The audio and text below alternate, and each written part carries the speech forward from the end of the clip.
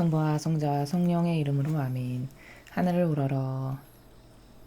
사랑할 하느님 아버지 뜻 안에서 스승이신 예수님과 도움이신 성령님과 사랑할 성모님과 성 요셉 아버지와 성 미카엘 대천사와 하늘의 모든 거룩한 천사들과 성인들의 전거를 청하며 기도드립니다. 어머니, 오늘은 특별히 어머니의 성모 승천 대축일입니다.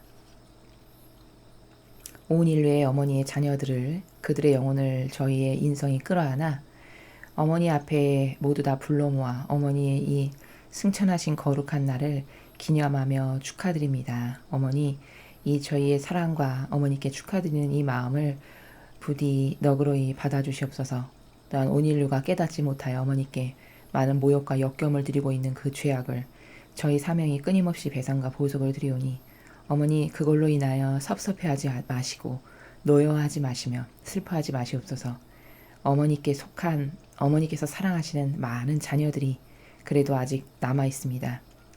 그들을 통해 다른 어머니께서 이 세상에서 굽어보시는 다른 많은 자녀들도 어머니를 깨닫고 바라고 희망하고 갈망하며 어머니께서 주시는 은총과 사랑을 받을 수 있는 자녀들이 될 수 있도록 오늘 이 진리의 강의를 통하여 어머니, 온 인류의 사람들의 마음과 생각 안에 역사하시옵소서. 어머니의 그 모성적인 성심의 한가운데에 어머니께서 사랑하시는 자녀들을 모두 다 끌어안아 그 깊숙한 성심의 나라에 봉헌드립니다. 어머니, 자비를 베풀어 주시며 특별히 불쌍한 대한민국과 미국을 가련히 여기시어 마귀의 공격으로부터 지켜주시고 보호하시며 지금 정령당한 모든 마귀 세력을 뿌리째 다 뽑아다가 캐내어 위대하신 어머니의 완덕의 발 아래 봉헌드립니다. 어머니, 무참히 짓밟으시어 그 모든 마귀를 아버지께서 말씀하시듯이 골통을 부숴버리시고 숨통을 끊어놔 주시어 다시는 대한민국과 미국에 다시는 기승하지 못하도록 이제 아버지의 선에 속한 영혼들이 다스리는 그 아버지의 뜻을 대신 전하는 도구로서 그들을 통해 아버지의 뜻이 온 인류를 다스려 주시옵소서. 이 모든 기도 우리 주 그리스도를 통하여 비나이다. 아멘. 성부와 성자와 성령의 이름으로 아멘. 안녕하십니까. 하느님의 뜻 선교의 윤피아수녀입니다. 자, 오늘은 아주 기쁜 날이죠. 오늘은 8월 15일 성모 승천 대축일입니다. 여러분께서도 아시다시피 성모 승천 대축일이라는 것은 성모님께서 돌아가신 후에 예수님께서 성모님의 영혼뿐만 아니라 육신까지도 함께 몸소 들어 올려지게 하신 그런 아주 뜻깊은, 아주 기념할 만한, 그리고 아주 축하드릴 만한 그런 날입니다. 오늘 특별히 이 주시는 성경 말씀을 통해서 어머니께서 어떤 분이신지, 우리 인류에게 있어서 어머니란 존재는 우리에게 어떤 존재이시고 어떤 의미고 어떤 가치시고 어떤 고결하신 분이신지 이런 것들에 대해서 배워보는 시간을 갖도록 하겠습니다. 물론 성모님에 대해서 강의를 한다면 그 몇 시간 가지고는 도저히 다 설명할 수 없는 나라죠. 어머니께서는 정말 우리와 똑같은 인간이시지만 정말 은총의 바다로 창조되신 분으로서 우리하고는 상상할 수 없는 차원의 고결함을 지니신 분이시고 완덕 자체시고 겸손의 모범 자체시고 그리고 순수 자체시며 고결함 자체시고 절대성의 여왕이시고 단순성과 유일성의 여왕이십니다.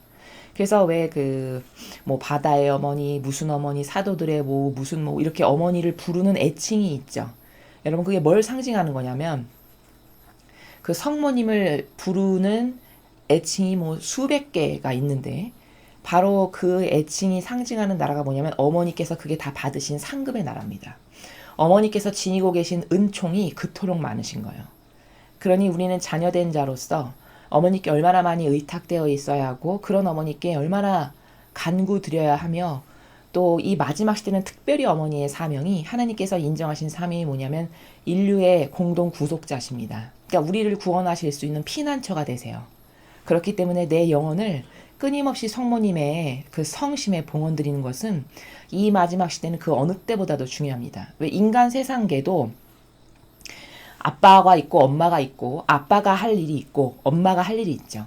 아버지가 마땅히 아버지로서 하셔야 될 직무와 의무가 있듯이 어머니도 어머니로서의 마땅히 하셔야 될 의무와 직무가 있으십니다.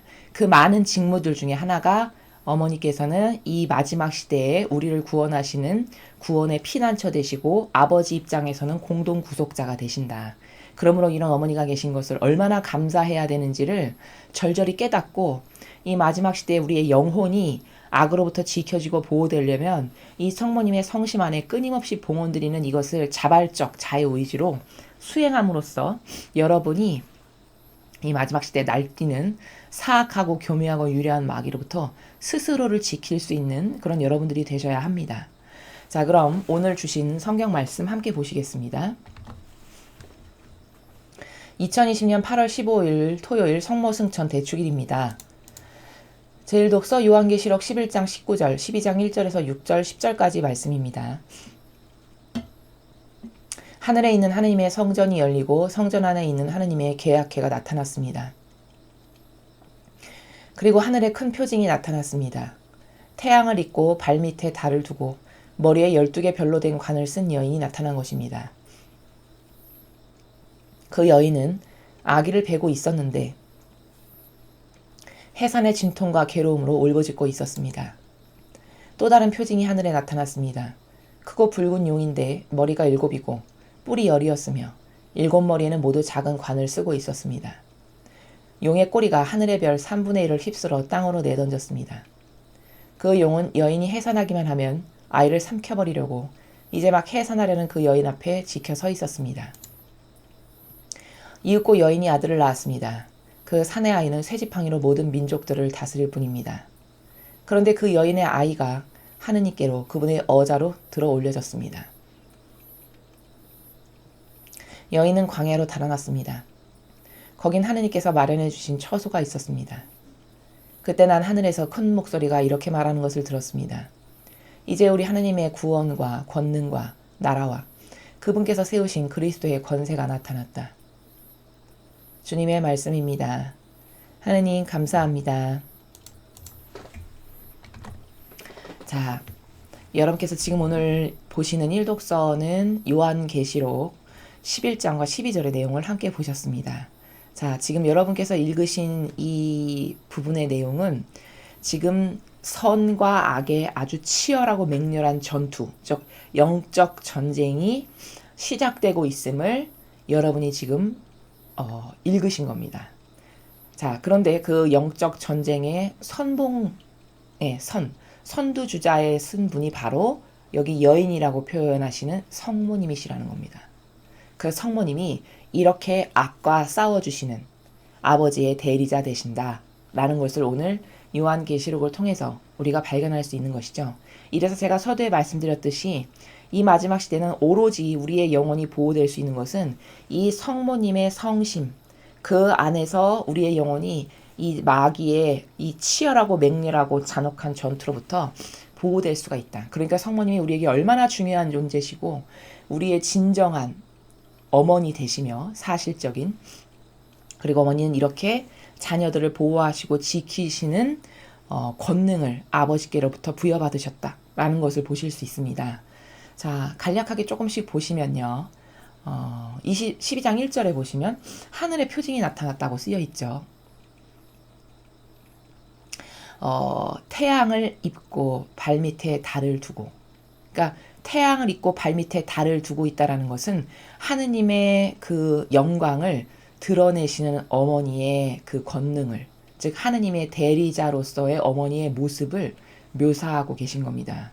그 성모님께서 그렇게 찬란한 광채, 태양이라고 하는 광채와 발밑에는 달을 밟고 계시는 어머니의 이 아버지의 대리자로서의 그 위엄을 표현하고 있고, 머리에 12개 별로 된 관을 쓰셨다고 하셨어요.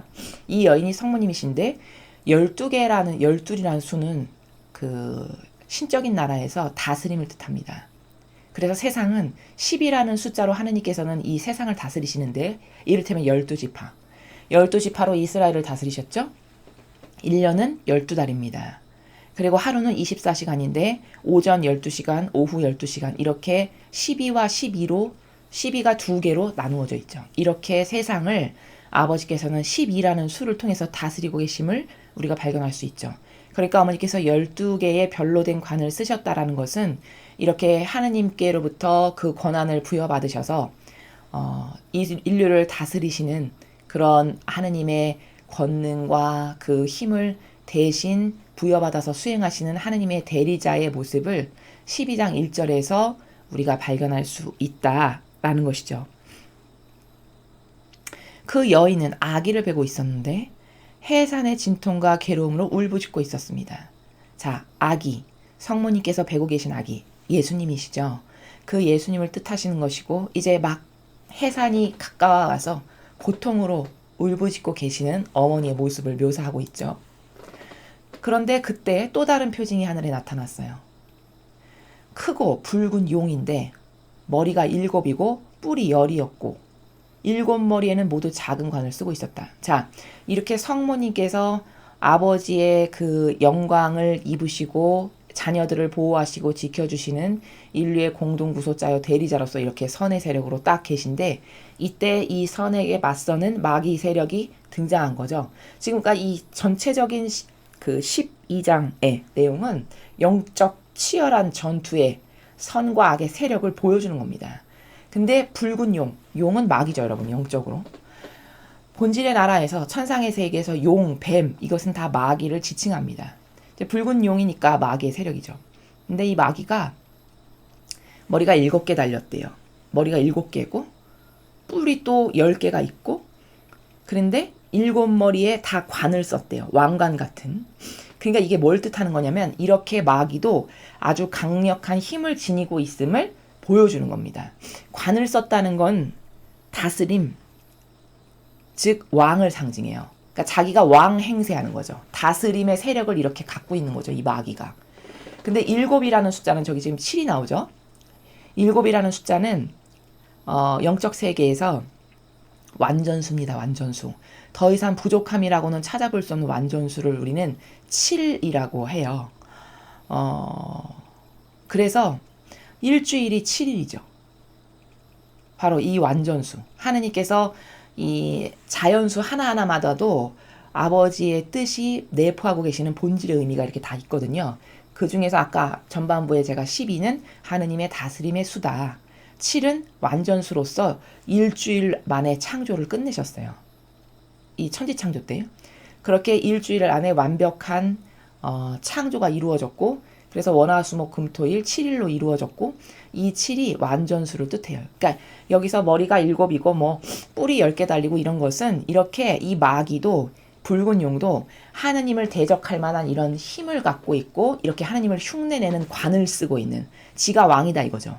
내가 다스리는 세력이다. 다스림의 주인이 내가 될 거다라고 해서 이렇게 막강한 힘을 갖고 있고 하느님을 대적하는 세력을 갖고 있음을 여기서 3절에서 우리가 알 수 있는 겁니다. 그리고 용의 꼬리가 하늘의 별 3분의 1을 휩쓸어 땅으로 내던져 버렸죠. 이거는 뭐냐면 하늘의 별이라는 것은 주님의 그 일꾼들이에요. 진정한. 하느님께서 사랑하시는 일꾼들. 그 일꾼들을 핍박하고 박해해서 3분의 1을 죽여버리는 3분의 1을 핍박하고 박해해서 휩쓸어버리는 바로 이런 용이 앞으로 이 마귀가 세상을 어떻게 괴롭힐 건지 어떻게 공격할 건지 벌써 하나님의 일꾼을 3분의 1을 박해해서 죽여버리는 이런 일을 수행하는 것을 4절의 첫 번째 줄에서 볼 수 있죠. 그리고 이 용이라는 세력은 이 마귀는 여인이 해산하기만 하면 아이를 삼켜버리려고 막 해산하려는 여인 앞에 지켜 서 있는 거예요. 그러니까 성모님께서 예수 그리스도를 낳기만 하시면 그 예수 그리스도를 잡아먹으려고 죽여버리려고 으르렁대고 지켜 서 있는 이 영적 전쟁의 지금 치열한 대치 상황을 보여주고 계신 거죠. 그리고 이 앞에 3절에서 뭐 뿔이 7이고 뿔이 10개고 뭐 머리가 7이고 이렇게 막강한 힘을 마귀도 지니고 있다라고 제가 말씀드렸는데 이건 진짜 사실인 것이 오늘날 여러분 보십시오. 딥스테이트라고 하는 세력이 얼마나 강한지 모릅니다. 우리는 그 근거지도 몰라요. 이게 지하 비밀 조직이기 때문에. 단지 그들이 가지고 있는 수많은 조직들, 뭐 프리메이슨, 일루미나티, 예수의 공산주의, 빨갱이 세력, 그 밑에 기타 하보 조직이 얼마나 많이 있는지 다 일반 사람은 알지도 못합니다. 이렇게 막강한 힘을 지니고 하느님께 대적하는 세력인 용을 3절에서 묘사하고 있는 거고 이 용은 이 세상을 구원하실 구세주가 태어나실 것을 다 알고 성모님께서 구세주를 낳기만 하시면 잡아먹을 태세로 으르렁대면서 지금 기다리고 있는 이런 상황이에요. 근데 정말 이 예언이 진짜 너무나도 퍼펙트하게 맞는다는 걸 소름 끼치도록 우리가 확인하는 것은, 자, 예수님께서 그래서 그 탄생하셨을 때 아니나 다를까 헤로데 왕이 그 동방 박사들이 자기에게 찾아오지 않잖아요. 인사하러 갔다서 오겠다고 했는데 안 왔잖아요. 그리고 이제 그 수많은 그 자기 주변에 있는 주술사 뭐 그 당시에 여러 가지 이런 하늘의 별을 보고 점을 치는 이런 사람들이 벌써 구세주가 태어났을 거다 이런 말을 하는 것을 듣고서는 진짜 그 마다들을 다 죽여버리는 명을 내리잖아요. 그래서 피난을 가시잖아요. 바로 그런 상황이 4절에 정확하게 지금 일치하는 것을 우리가 볼 수 있죠. 자, 그리고서는 이윽고 성모님께서 예수님을 탄생하셨죠. 그분은 쇠지팡이로 모든 민족을 다스릴 분, 예수님을 묘사하고 있는 겁니다. 어떤 예수님이 과연 영적으로 왕이시라는 것을, 지팡이가 그 다스림의 상징인데 왕을 나타내는 거죠. 쇠지팡이로 모든 민족을 다스릴 왕이시라는 거예요. 그런데 그 여인의 아이가 하느님께로 그분의 어자로 들어올려졌습니다. 자, 하느님께로 바쳐지고, 그리고 해산하자마자 이 여인은 이제 광야로 달아났습니다. 거기는 하느님께서 마련해 주신 처소가 있었습니다. 자, 성모님께서 광야로 달아나셨고 거기 하느님께서 마련해 주신 처소가 있었다는 이 6절은 뭐냐면, 제2의 예루살렘으로 미국 대륙을 아버지께서 선택하셨잖아요. 그래서 거기를 성경을 근거로 해서 새로운 나라로 다시 세우시죠. 바로 이게 성모님께서 피신 가신 광야예요. 그러니까 박해받고 못 살겠으니까 청교도 세력이 새로운 땅을 찾아서 하느님을 자유롭게 모시고 싶어서 결국 아메리카 대륙을 발견해서 거기로 와서 터를 잡고 살죠. 그게 여기 6절에 말씀하시는 여인이 광야로 달아났다라는 이 영적 세계의 나라가 뭐냐면, 이제 그 하느님을 믿는 주님의 세력이, 아버지에게 속한 자녀들의 세력이 새 터전으로 달아난 거예요. 박해를 피해서. 이 아버지의 뜻에 순종하는 자녀들을 죽여버리려고 하는 이 악의 세력으로부터 달아나서 광야에서 자리를 잡고 거기 하느님께서 마련해 주신 처소가 있던데, 그게 바로 신대륙이라고 우리가 이야기하는 지금의 미국. 그래서 거기 종교와 정치가 분리 독립하는 바로 그 나라. 그 나라로 아버지께서 제2의 예루살렘으로 세우신 나라가 바로 광야죠. 그것을 말씀하시는 겁니다. 그때 나는 하늘에서 큰 목소리가 이렇게 말하는 것을 들었습니다. 이제 우리 하나님의 구원과 권능과 나라와 그분께서 세우신 그리스도의 권세가 나타났다. 자, 예수님께서 탄생하셨으니까 뭐죠? 이제 탄생하셨으므로 하느님의 구원, 권능, 나라, 그리고 그분께서 세우신 그리스도의 권세가 이제 지상에 드러난 것이죠. 예수 그리스도라고 하시는 분의 탄생으로서. 그리고 이제 앞으로 그분이 행하실 수많은 일들을 통해서 아버지의 권능과 그리스도의 권세가 이제 이미 지상에 나타나신 거고 도래하신 거죠. 바로 그 예언을 10절에서 하고 있는 겁니다. 그래서 오늘 일독서 이 요한계시록은 이 선과 악의 치열한 영적 전쟁이 이렇게 벌어지고 있는데, 이건 지금 본질의 세계를 묘사하고 있는 거거든요. 이렇게 본질의 나라에서 영적 전쟁이 치열하게 벌어지고 있고 지금도 이것은 존속되고 지속되고 있다. 이건데 사람은 이제 이것에 대한 관심이나 개념이 없기 때문에 영적 전쟁이라는 것이 무엇인지도 굉장히 희박하고, 그게 사실적이라는 것에 대한 인식체계도 너무 희박하기 때문에 이런 계시록을 통해서 지금 이런 시대고 지금 이 영적 전쟁이 이때보다 더 치열해졌고, 여기 보면 성모님의 역할이 나와요. 성모님께서는 이런 치열한 영적 전쟁의 시대에 당신의 자녀들을 데리고, 여인이 광야로 달아났다라고 써 있잖아요. 당신의 자녀들을 데리고 하느님께서 마련해 주신 처소에서 자녀들을 보호하시는, 즉 이 마지막 시대는 성모님께 의탁하고 맡겨드리지 않으면 마귀로부터 보호되기가 굉장히 힘든 어머니의 사명 자체가 인류의 공동 구속자고 구원의 피난처라는 겁니다. 어머니가 그런 사명을 아버지께로부터 부여받으셨다라는 것을 잘 깨닫고, 성모님이 우리에게 얼마나 중요한 존재시고 얼마나 많은 것을 주시는, 많은 것을 보호해 주시는 진정한 어머니신가, 이런 것에 대해서 올바른 깨달음이 있어야 된다라는 것이죠. 자, 그런 인식 체계를 오늘 계시록을 통해서 우리가 확실하게 할 수 있었습니다. 자, 다음으로 제 이독서 함께 보시겠습니다.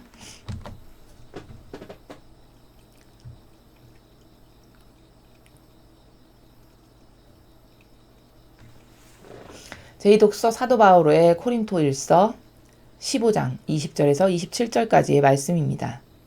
형제 여러분, 그리스도께서는 죽은 이들 가운데서 되살아나셨습니다. 죽은 이들의 만물이 되셨습니다. 죽음이 한 사람을 통하여 왔으므로 부활도 한 사람을 통하여 온 것입니다.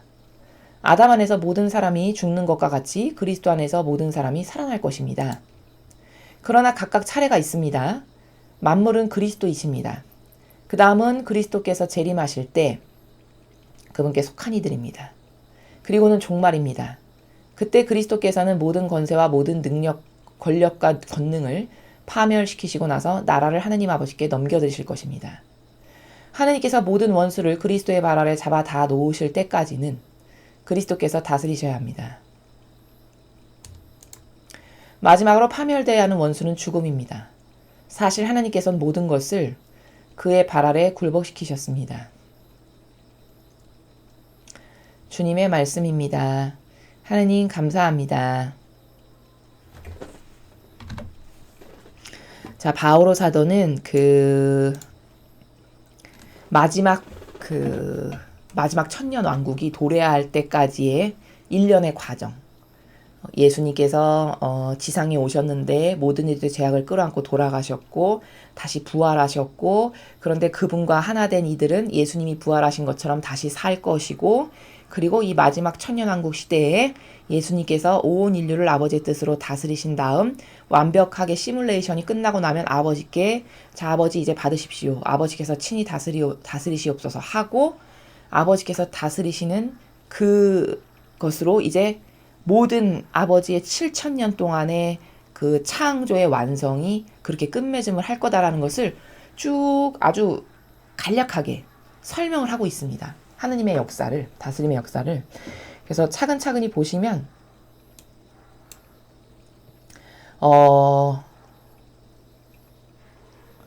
자, 여기 죽은 이들 가운데서 되살아나셨습니다. 죽은 이들의 만물이 되셨습니다. 그렇죠. 인류의 죄악을 다 끌어안으시고 완벽한 배상과 보속을 끝내시고 예수님께서는 부활하셨죠. 자, 그리고 죽음이 한 사람을 통해 왔으므로 부활도 한 사람을 통해 온 것입니다. 자, 이 죽음은 아담이 죄를 지음으로써 영혼이 패망하게 됐잖아요. 그 죽음을 말하는 거예요. 육적 죽음보다는 영혼이 패망한 죽음. 그게 아담, 즉 하와로 인해서 그렇게 한 사람을 통해서 죽음이 왔는데, 즉 죄가 들어왔는데 죽음은 곧 죄를 뜻하고 패망을 뜻합니다. 부활할 수 있는 가능성을 예수님께서 몸소 친히 수행하심으로써 우리에게도 그런 가능성을 활짝 열어놓으셨죠. 그러니까 아담 때문에 영혼이 패망했는데 예수님 덕분에 다시 부활할 수 있는 기회, 다시 천상의 나라로 회복될 수 있는 기회가 우리에게 왔다라는 것을 21절에서 말씀하시는 거죠. 그래서 성경에 이런 말씀이 있습니다. 눈은 눈으로, 이는 이로. 그게 무슨 말씀이시냐면, 이렇게 한 사람을 통해서 패망이 왔기 때문에 보통 아버지는 다스리실 때 이렇게 예를 들어 남자를 통해서 패망이 들어왔다. 그럼 똑같이 남자를 통해서 다시 살리시는, 이런 눈은 눈으로, 이는 이로라고 하는 원리로 다스리심을 우리가 볼 수 있습니다. 그리고 아담 안에서 모든 사람이 죽는 것과 같이 그리스도 안에서 모든 사람이 살아날 것입니다. 21절과 같은 나라죠. 아담이 지은 죄 때문에 우리 모두가 원죄를 갖고 죄인이 됐잖아요. 그쵸? 그래서 우리가 다 죄인으로서 죽을 수밖에 없는, 즉 영혼이 천상에는 다시는 갈 수 없는 패망의 상태에 처해 있었죠. 그랬는데 예수님께서 그 우리의 모든 죄악을 대신 끌어안으시고 배상과 보속을 철두철미하게 다 하셔가지고 이제 우리 모두가 다시 천상으로 돌아갈 수 있는 기회가 주어졌어요. 그래서 모든 사람이 살아날 거라고 이렇게 이야기하는 거죠. 그러나 차례가 있다는 거죠. 만물은 그리스도이십니다. 첫 번째는 그리스도, 즉 첫 번째 부활은 예수님이시고, 그 다음에는 그리스도께서 재림하실 때 그분께 속한 이들, 예수님께서 가장 먼저 부활하셨고, 그 다음에 이제 예수님께서 재림해서 오실 때 우리들 중에 완전히 예수님의 정신과 가르침과 모범과 카리스마에 용해되고 하나 된 영혼, 그들이 이제 그 다음에 부활하게 될 거다. 천상의 나라에 가게 될 거다. 이런 거죠. 그리고는 종말입니다. 그리고 나머지 이제 속하지 않은 아버지께 속하지 않은 마귀들은 종말을 맞이하는 거죠. 그리고 그때 그리스도께서는 모든 권세와 모든 권력과 권능을 파멸시키고 나서 인간이 가지고 있는 제도와 전통과 아버지의 뜻과 다른 이 모든 여태까지 힘쓰고 살았던 인간이 누렸던 자애심과 이기심과 사욕과 욕망으로 이분법 신분질서로 자신들만의 제국을 세워서 통치하고 다스리길 원했던 이런 인간의 모든 권력, 권능, 권세 이런 거 있잖아요. 그걸 다 파멸시키신대요. 그리고 나서는 하느님 아버지께 이 나라를 이제 아버지께서 다스리십시오 하고 아버지께 넘겨드린다는 겁니다. 예수님께서. 이게 다 계시록에 나오는 나라를 축약해서 바오로 사도가 지금 전하고 있는 겁니다. 하나님께서 모든 원수를 그리스도 발 아래 잡아다 놓으실 때까지는 그리스도께서 다스리셔야 합니다. 지금 이게 다 일련의 무슨 나라냐면 지금 이렇게 마지막 시대에 악이 들끓는 시대에 우리가 살아가고 있잖아요. 근데 이제 지금 우리가 이렇게 교차점의 시대, 새 시대가 오면서 동시에 마지막 시대가 망하는 이 교차점의 시대에 살고 있는데 이제 이 마지막 시대의 마귀가 완전히 망하면 예수님께서 이 인류를 아버지의 뜻으로 1000년 동안 다스리신다는 게 계시록에 나오는 천년왕국이에요. 그럼 이제 예수님께서 1000년 동안 아버지의 뜻으로 이 인류를 이렇게 다스려 보신다는 것은 이를테면 과학적으로 이야기하면 시뮬레이션을 돌리는 겁니다. 1000년 동안 아버지의 뜻으로 이 인류를 다스려서 뭐 부잡다한 건 이렇게 고치시고 새로워져야 될 건 이렇게 새롭게 하고 이렇게 시뮬레이션을 해보는 거예요. 그래서 1000년 동안 아버지의 뜻으로 예수님께서 다스리시고 났잖아요. 그리고 나면 이제 완성이 되면 아버지 이제 모두 받으시옵소서 이제 아버지의 뜻이 인류를 다스리세요 하고 예수님마저도 아버지께 순종으로 인사드리면서 이 인류를 이렇게 아버지께 바쳐드리고 봉헌드리는 이러면 이제 이 7000년기가 완성되는 겁니다. 지금 그 나라를 바오로 사도가 설명하고 있어요. 그래서 모든 원수를 그리스도 발 아래 다 잡아놓으실 때까지 그리스도께서 다스리셔야 됩니다. 이제 예수님께서 1000년 동안 시뮬레이션 하면서 다 이렇게 다스리신 다음에 그 다음에 마귀가 완전히 파멸되고 다 죄악이 인류에서 이제 다 사장되고 없어지고 쓰러지고 뽑혀나가고 그러고 나면 이제 이 인류는 하나님의 뜻만이 남고 하나님의 뜻이 다스리시는 그 세상밖에는 없는 마귀라고는 이제는 존재하지 않는 세상이 돼요. 그러면 이제 마지막으로 아버지께 예수님이 아버지 이제 받으세요. 아버지만이 다스리셔야 되는 인류가 여기 있습니다. 이렇게 해서 완성이 되는 이게 인류의 7000년기의 역사에 그 하느님 아버지의 다스림의 법칙의 나라를 원리의 나라를 사도 바오로가 이렇게 쭉 아주 간략간략하게 지금 설명하고 있는 나라입니다. 그러니까 이것은 사실 계시록에 더 상세히 나와 있고요.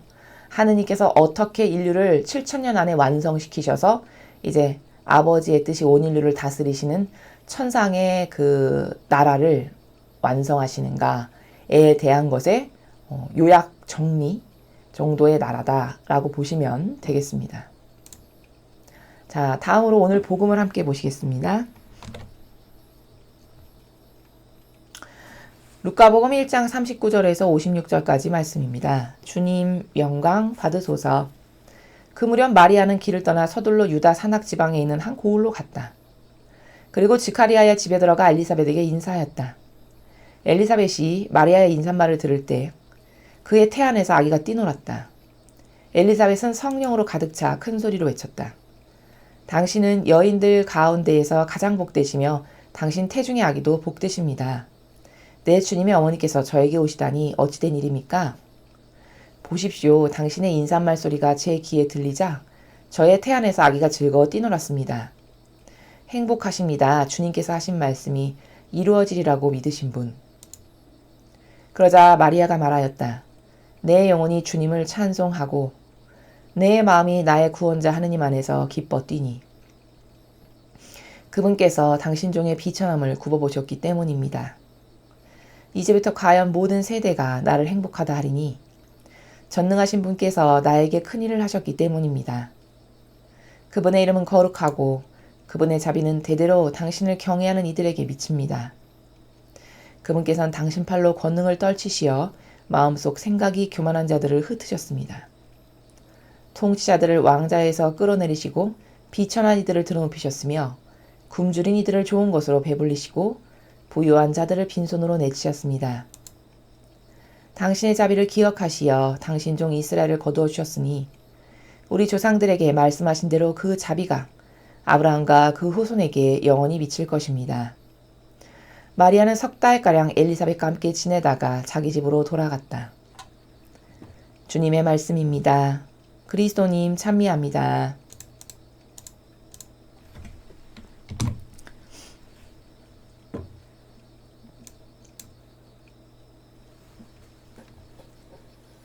자, 여러분이 지금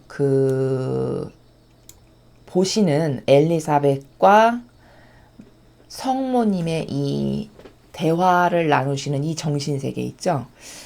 먼저 오늘 이 루카복음을 말씀드리기 전에 이 전반적인 나라, 지금 이 정신세계의 나라는 어떤 거냐면 이 어떤 한 인간의 육과 육이 대화를 나누는 게 아닙니다. 이 나라는.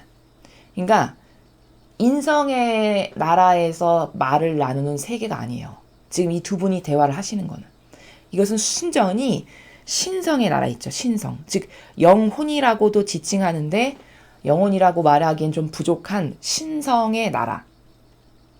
하느님의 뜻에 완전히 동화되고 감화되어서 나의 어떤 인간적인 자애심이나 이기심이나 자아라고 하는 어떤 내가 불끈불끈 올라오는 이런 힘이 완전히 제압당해서 이런 인간적인 냄새가 하나도 나지 않는 나의 인간적이라고 하는 독성, 역겨움 이런 것은 완벽하게 배제된 영혼만이 자유롭게 하느님과 교감을 나누면서 하느님의 성령께서 내 영혼 안에 오셔서 내 영혼을 완전히 지배하고 지금 다스리시는 상태예요. 두 분의 상태가. 그래서 그 영혼을 지배하시는 하느님의 그 영혼이 두 영혼의 인성 안에서 왔다 갔다 말씀을 주고받으시는 그런 나라입니다. 그러니까 성모님께서 16살 어린 나이이신데 이런 마니피카과 같은 이런 말씀을 하실 수가 있는 거예요. 이건 여러분 인간이 할 수가 없는 나라의 말이죠. 여기 지금 성모님께서 46절부터 쭉 말씀하시는 나라는 가톨릭 신자라면 다 알고 계시는 마니피카스를 읊으시는데 성모님께서 엘리사벳을 만나셔서 그 마니피카스의 그 나라를 보면은 이것은 16살의 그 소녀가 인성을 지닌 소녀가 도저히 어떤 지식이나 많이 배운 어떤 뭐 훌륭한 사고체계, 지적 이론 이런 것을 가지고 말하는 세계가 아님을 여러분이 발견하실 수 있으실 겁니다. 이건 순전히 영혼이 아버지의 성령에 완전히 감화되고 그 영에 지배받아서 인성이라고 하는 것은 찾아볼 수가 없는 영혼만이 존재하는 상태예요. 지금 이 정신세계 상태가. 그리고 성모님은 완전히 그렇게 지금 아버지의 뜻에 지배당하셔서 아버지의 영밖에는 아무것도 없으신 상태에서 목소리만 성모님이시지 이 46절에부터 시작되는 이 마니피카스의 전체 나라는 목소리 이 6만 성모님이시지 사실은 이렇게 말씀하시는 분은 성모님 안에 살아계시는 하느님의 영, 성령 하느님의 영께서 지금 이렇게 하느님을 찬미하는 내용이죠. 하느님께서 이런 분이시고 인류에게 이런 분이시고 나에게 이런 위대한 일을 행하셨고 이런 분이시다라는 걸 지금 찬미하시는 거예요. 어머니께서. 그리고 엘리사벳은 지금 영적으로 어떤 상태냐면 엘리사벳은 성모님의 그 영혼 안에 살아계시는 성령 하느님의 영에 감화된 상태예요. 그 성모님 안에 살아계시는 하느님의 영에 압도된 상태, 감화된 상태, 완전히 그 성에 지배된 상태. 그래서 자신도 모르게 엘리사벳이 이렇게 지금 반향을 지금 하고 있는 두 분의 영적인 상태가 정신세계가 지금 이런 거라는 겁니다. 그러니까 여기는 인간적인 것은 지금 순전히 완전히 완벽하게 배제된 나라에서 두 분이 주고받고 하시는 나라 자체가 이 인성이 머무는 육적 나라의 세계가 아니라 저 아버지가 살아계시는 차원이 다른 나라에서 그분의 영에 지배받아서 교감을 나누시고 대화를 나누시는 이런 나라다. 이런 전제적인 사고방식이 있어야 이것을 올바르게 이해할 수 있습니다. 지금 그런 나라에서 서로 주고받으시는 거예요. 그러니까 인간적인 속성으로 가득한 사람은 절대로 이런 말을 할 수 없는, 절대로 이런 찬미를 누가 쓴 글을 보고 외워서는 할 수 있을지 모르겠지만 이렇게 즉흥적으로 자발적으로 이런 찬미를 할 수는 없는, 완전히 이거는 신성에 지배된 나라, 차원이 다른 아버지가 살아가시는 그 영혼의 세계에서 말씀하시는 나라다. 이것을 아실 수 있다라는 거죠. 근데 여기 이 마니피캇을 보면은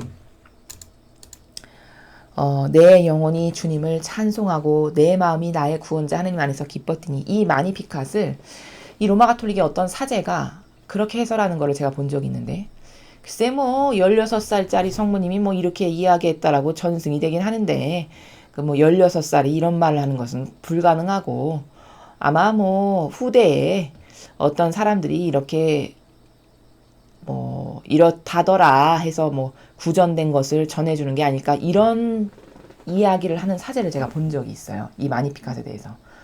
여러분, 이게 바로 마귀입니다. 이런 식으로 성경을 해석하는 것이, 해설하는 것이 마귀예요. 왜일까? 신성을 깔아 뭉개는 겁니다. 그런 기적은 없어. 야, 어떻게 그런 게 가능해? 16살짜리가. 그건 불가능한 거야. 그건 어떻게 그냥 후대, 구전대에 내려오는 누군가 이렇게 똑똑한 사람이 잘 적어가지고 구전을 거쳐서 내려오는 뭐 이런 거지. 이거는 어떻게 16살짜리 여자아이가 말할 수가 없는 세계야. 이렇게 은근히 그 나라에서 조소하는 그런 비슷한 뉘앙스에서 말하는 것을 제가 예전에 본 적이 있는데, 바로 이런 사고방식 있죠. 이런 정신의 나라에서 말을 하는, 그게 바로 마귀라는 거예요. 왜일까? 신성의 모욕을 드리는 겁니다. 주님의 거룩하신 신성에. 주님의 거룩하신 성령 하느님의 권능에 모욕적인 것을 하는 거죠. 그래서 깎아내리는 거예요. 그래서 그런 말을 들은 신자들은 어떻게 될까요? 사제가 말했다는 것만으로도 영향력을 끼치겠죠. 그래서 그렇구나. 신화가 확 꺾여 내려가는 거죠. 야, 이런 것은 없는 거야. 불가능한 거야. 이렇게 함으로써 성경이 자꾸 사실적이고 진실하고 팩트의 나라인데, 야, 그런 건 마치 뭐랄까, 그 어떤 한 건국 신화의 설화 같은 느낌? 그게 어떻게 그런 게 가능해? 라는 어떤 신화를 대하는 느낌?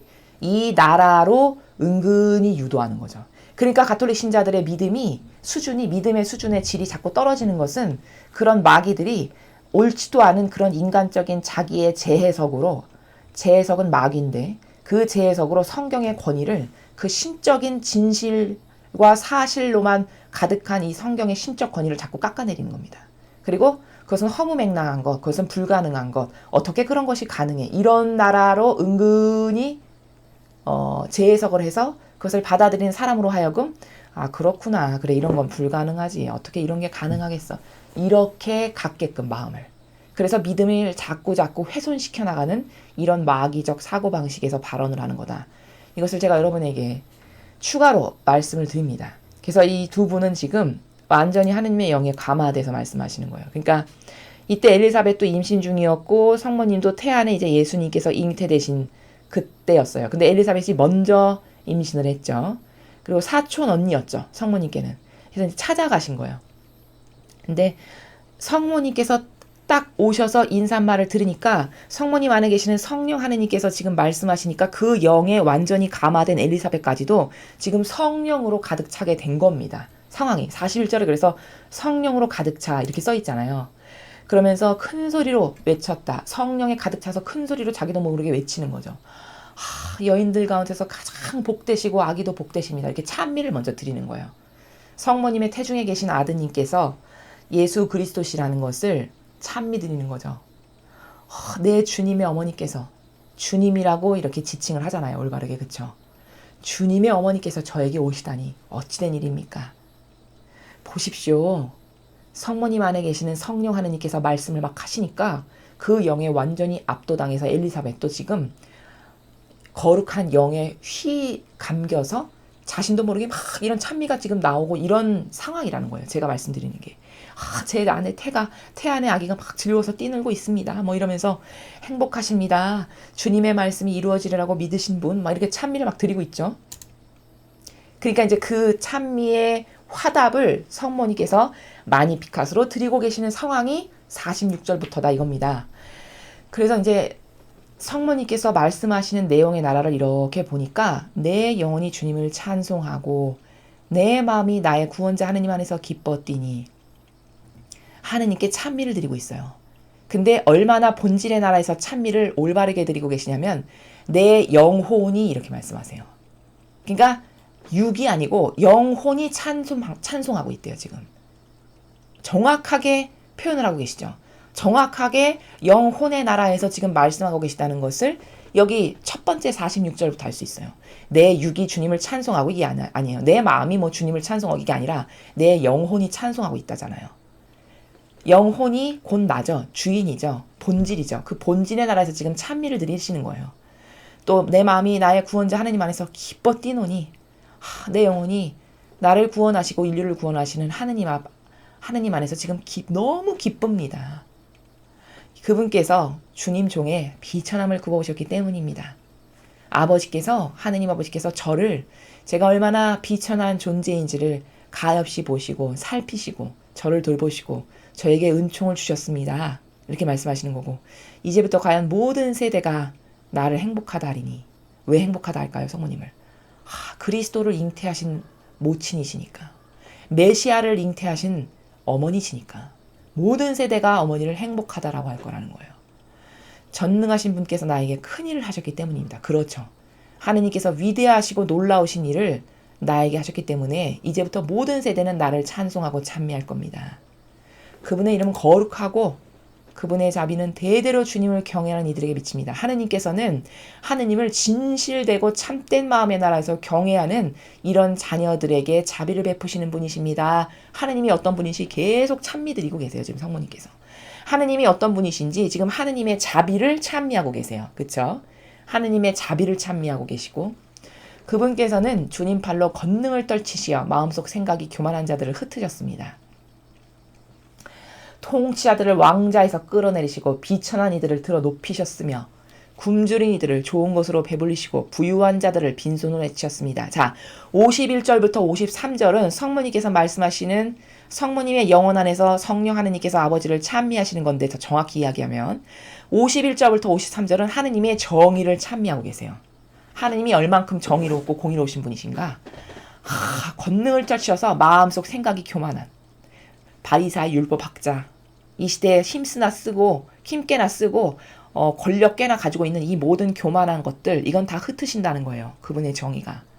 통치자들 왕자에서 끌어내리시고, 하느님이 통치하셔야 되는데 하느님의 권한을 도둑질해서 자기가 통치자의 왕으로서 군림하고 살아가는 수많은 통치자, 뭐 바리사의 율법학자 할 것 없이 다 그런 사람들을, 그런 것들을 다 왕자에서 끌어내리신대요. 그리고 오히려 비천한 이들, 비천하기 이를 데 없는, 저는 정말 아버지 말고는 희망 없는 존재입니다. 이렇게 인정하고 자기를 낮추는 아버지께 속한 자녀들 있죠. 오히려 그들을 들어높이신대요. 이 하느님의 정의죠. 굶주린 이들을 좋은 것으로 배불리시고, 굶주린 이들, 하느님께 속한 가난하고 핍박받고, 그리고 어느 것 하나 의지하고 의탁할 곳 없는, 그러나 오로지 하느님께만 희망을 두고 살아가는 이런 굶주린 이들, 이들은 다 하느님께서 돌보시고 배부리신다는 거예요. 그리고 부유한 자들, 도둑질한 권한으로 훔쳐먹고 대대손손 땅땅거리면서 사는 이 시대는 다 바리사 율법학자가 여기에 속한 사람들이죠. 이런 것들, 이런 부유한 것들은 다 빈손으로 내치신다는 거죠. 지금 51절과 53절은 다 주님의 정의를 찬송하고 계시고, 50절부터 그 앞에는 하느님의 자비, 이렇게 비천한 것에게 권능을 드러내 보이시고, 저 같은 것에게 그리스도가 태어나게 하시고, 이런 하느님의 자비를 찬송하고 계시고, 그 다음에 정의를 찬송하고 계세요. 주님의 자비를 기억하시어 주님 종 이스라엘을 거두어 주셨으니 우리 조상들에게 말씀하신 대로 그 자비가 아브라함과 그 후손에게 영원히 미칠 것입니다. 자, 54절 55절은 뭘까? 하느님의 계약관계에서 신의를 지키시는 아버지. 그 계약관계에서 절대로 먼저 저버리시거나 버리시는 일이 없으신 하느님의 이 신이 성실하신, 이 진실하신 모습의 나라, 이것에 대해서 찬미를 또 드리고 있죠. 그런 마니피캇은 지금 제가 여러분에게 말씀드린 것처럼 성모님께서 아버지가 어떤 분이신지를 찬송하고 찬미드리는 나라의 정신세계에서 말씀하시는 노래예요, 노래. 그래서 전반부는 아버지의 자비가 이렇게 위대한 권능과 감히 상상할 수 없는, 인간의 정신으로서는 상상할 수도 없는 은총을 저에게 쏟아 부으셨고, 하느님의 정의는 이렇게 하느님께 속하지 않으나 그 왕처럼 떵떵거리면서 아버지의 권위를 도둑질에다가 지가 왕처럼 떵떵거리고 이분법 신분질서 세워서 나는 왕이고 다스리는 자고 너는 내 말에 굴복하는 자, 이런 통치자들을 다 쓸어내리시고 없애버리시고 흩어버리시는 이런 정의의 하느님이시고, 54절과 55절은 그러나 이런 아버지는 우리 조상들에게 말씀하신 그 계약을 잊지 않고 꺾어버리지 않고 그것을 후손에게 영원히 미치게 하시는 이런 위대하신 아버지십니다. 라고 지금 찬미를 드리시는 나라를 여러분께서 함께 보셨습니다. 자, 오늘 이 성모순청 대축일을 맞이해서 우리가 세 가지의 아버지의 말씀을 지금 들으셨는데요. 일독서는 그 계시록의 선과 악의 아주 치열한 영적 전쟁의 나라, 성모님을 대표로 하는 이 선의 세력을, 이 자녀들을 호시탐탐 기회만 보면 죽이려고 으르렁대는 이 붉은 용의 세력, 이 마귀의 세력. 영적 전쟁이란 것은 이렇게 선과 악의 사실적인 싸움의 나라다. 근데 이 영적 전쟁에서 성모님은 이 자녀들을 보호하고 지켜주시고, 그리고 피난처로서 이 마지막 시대의 영혼의 피난처라고 아버지께서 인정하신 바로 그런 분이시다. 우리가 이 성모님께 나를 내어 맡겨드리지 않으면 이 마지막 시대는 살아남기가 진짜 위태롭다. 이거. 그리고 이 독서는 바오로 사도가 계시록에 쭉 말씀하신 것처럼 하느님의 다스림이 7,000년을 두고 완성될 건데, 우리는 죄인이었지만 예수님을 통해서 다시 살아날 수 있는 기회가 주어졌고, 그래서 예수님이 먼저 부활하셨고, 우리도 예수님과 성모님과 같은 똑같은 정신세계에서 두 분의 정신세계에 용해돼서 살면 우리도 천상의 나라에 다시 돌아갈 수 있는 이 기회가 주어졌다. 그리고 이 시대는 그 악을 완전히 패배시킨 다음에 예수님께서 1000년 동안 이 인류를 아버지 뜻으로 다스려 보신 후 이제 7000년기가 완성되면 아버지께 완전히 그 자신이 다스려서서 완성시킨 이 인류를 바쳐드림으로써 이제 그때부터는 아버지의 뜻이 다스리시는 인류가 된다. 이게 계시록에 나온 내용이고, 바로 사도는 그것을 일목요연하게 요약 정리를 한 그 나라를 설명하고 있습니다.